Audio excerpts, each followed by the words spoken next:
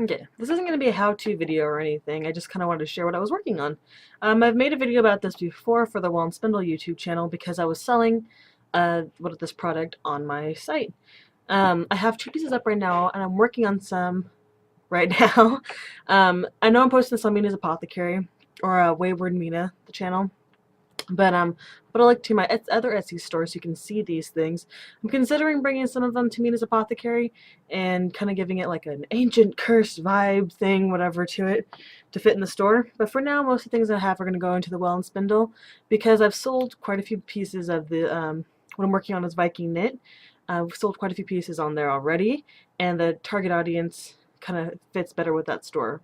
I'll get a test run on Mina's, just not quite yet. So this is what it looks like. Right now I'm doing blue, and it looks really crappy. Basically, I'm not going to show you exactly how to do it, but it's on a little block like there, a little dowel, and I take each individual piece of this wire and I loop it through. And I've been working on this for several hours. Usually I take, you get 26 gauge wire, and this one's the blue one, and it's permanently colored copper wire, and 30 yards usually makes about a yard or so, depending on what weave you do and how tightly you do it and everything, and how far you pull it through the I'll have to go get my little through the oh my god, how come I can't think of the word right now? I'll show you in a second. But I just finished this piece last night. I spent the entire day working on it. It's a single weave, and it's 5 loops, and I didn't pull it through too tightly. You can make this a lot tighter because I didn't want the color to come off, even though it says it's permanently colored. Sometimes if you scrape it really hard, the color will come off. So this one's very flexible because I hadn't pulled it too tight. But you can see it looks a little bit different before and after. I'm using the same amount of loops and everything on both of them, and then they're both a single weave. The pieces I have on my store right now, this is permanently colored copper wire as well, but this one doesn't scratch off.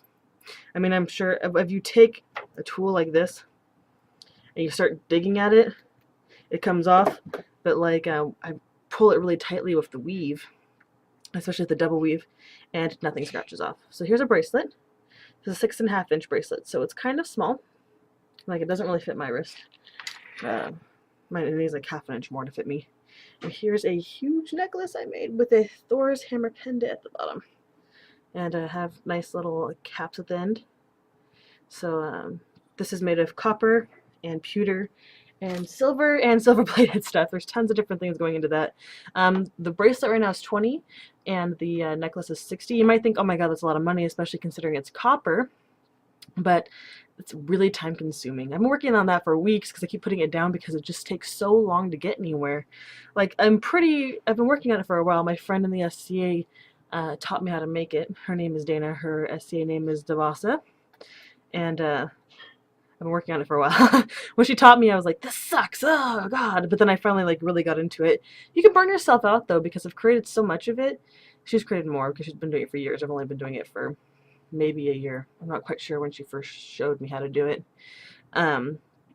Because it's so time consuming, eventually you kind of burn yourself out. So I just got back into it, and since I have every color of the rainbow except for yellow, because I used brass for that, brass is terrible to work with. It's like super scratchy and gross. I tried to make a rainbow one, and I like made barely enough to make a necklace because I was so pissed at the brass. It's not fun to work with. Copper is very soft.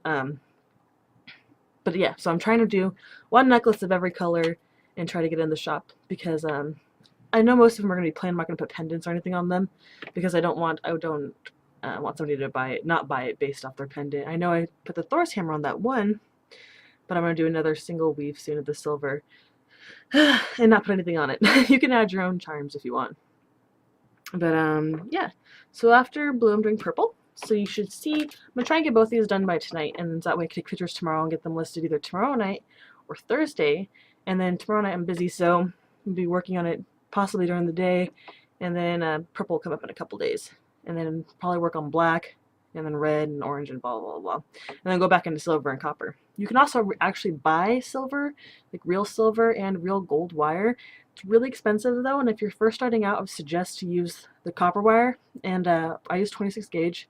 That's what Dana taught me to use. It seems to be a good, it's very fine, so it's really easy to work with because you're going to scoot them underneath the other wire weaving pieces. And you have to use a little needle sometimes to get it through. Another thing that Dana did for me was that she uses leather thimbles. If you go to my Well and Spindle, you'll see these aren't exactly thimbles, these are like finger guards, which she taught me. She usually uses thimbles, that way you don't hurt your fingers. Yeah, I know the stitch is ugly on here, I didn't really care because I wasn't selling them. I kind of like how these look too, I feel like I have like a peasant vibe or something. I was thinking of trying to get some more of those and making rings out of them. But, and what I start with, this is one that Dana gave me. My grandpa made me a nice one. I should go get it real quick. But let me show you.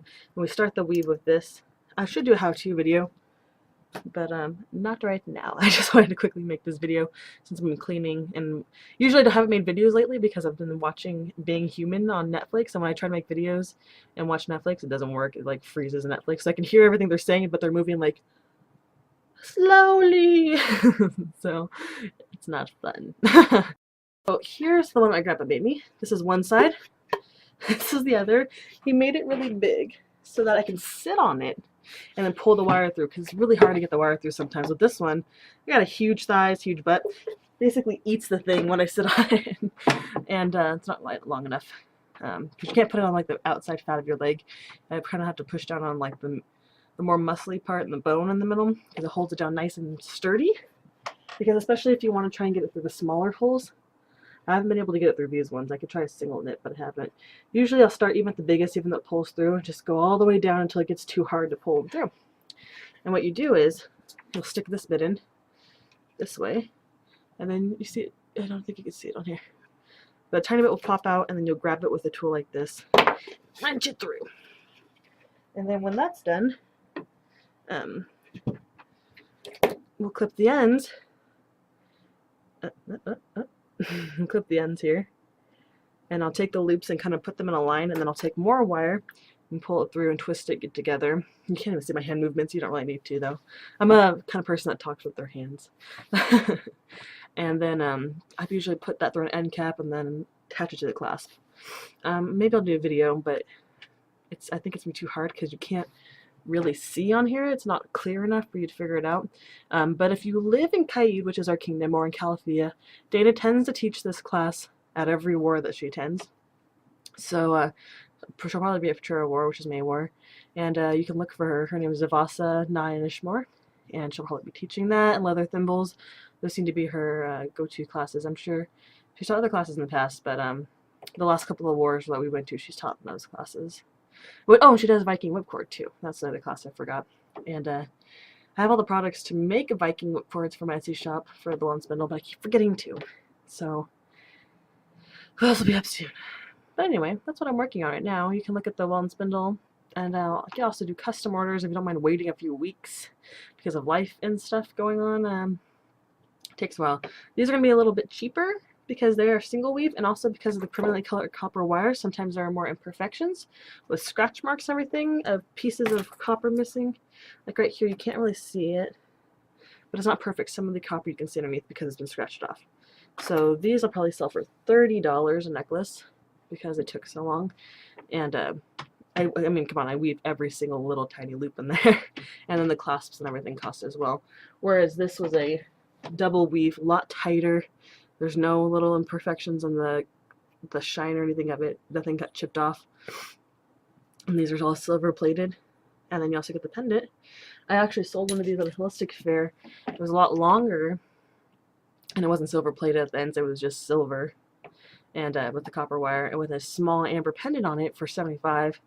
And she bought it up really quick. So I feel like I look on Etsy, I see things that are like worse quality than mine, because mine's pretty good. I think Dana's is like perfect because she has a lot more patience, and she just sits there and she works a lot slower than I do, but it's like more meticulous, whereas I work quickly, but it still comes out really nice. I'm sure if you sat here with looked really close, you could see where one line starts and another one ends, but nobody's gonna be looking like this at you. So That's why I don't charge $100 for a necklace like a lot of people on Etsy or other places do. I've seen people who charge like $60 for a bracelet and it'll only be like half of it, and then the rest will be chain. I'm like, no, you can't. What? And people buy them. I think it's because their target audience is different. Mine's targeted at pagans, usually NSC people, and usually they don't have a lot of money, whereas these people are targeting like housewives who rich husbands pay all their bills or something. I don't know. I seem to find a lot of things on Etsy where I'm like stunned that people are actually buying those things for that price when it's worth probably like a quarter or less of that. But I think it's the audience that they're finding. So you're getting a really good deal at my store. I'm not even just saying that. You're getting a pretty damn good deal. So I'm like, yeah. So that's it for now. Thank you for watching. If you want to hear more about videos and whatnot, I've actually recorded a lot of Dana's classes or Devas's classes. They are on my Will and Spindle channel. I put a link below. So yeah, thank you for watching.